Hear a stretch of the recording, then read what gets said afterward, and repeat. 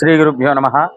సర్వస్వరూపే సర్వేశే సర్వశక్తి సమన్వితే భయేభ్యస్రాహి నో దేవి దుర్గే దేవి నమోస్తుతే. ఈరోజు చాలా విశేషమైనటువంటి రోజు. ఈరోజు మనకి ఆషాఢ మాసంలో ఆఖరి మంగళవారం అవడం చేత అమ్మవారికి శాకంబరి అలంకరణ జరిపింపబడింది.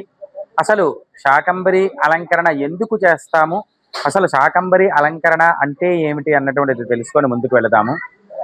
అంబరహ అంటే వస్త్రము అని అర్థం. ఉదాహరణకి శివుణ్ణి దిగంబరహ అని మనం కీర్తిస్తాం. దిగంబరహ అంటే దిక్కులనే అంబరముగా ధరించినటువంటి వాడు, దిక్కులనే వస్త్రముగా ధరించినటువంటి వాడు దిగంబరుడు అని చెప్పబడుతోంది.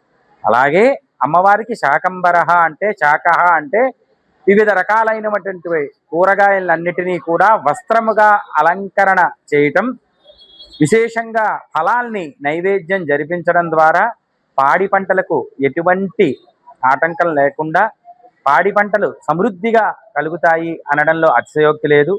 మనకి ఆషాఢ మాసం నుంచే మనకి పంటలన్నీ కూడా సుభిక్షంగా ఉండాలి అంటే మనకి పంటలు పండడం, కూరగాయలు ఇవన్నీ కూడా ఆషాఢ మాసం నుంచే కూరగాయలు ఇవన్నీ పండడం కూడా ప్రారంభం అవుతుంది.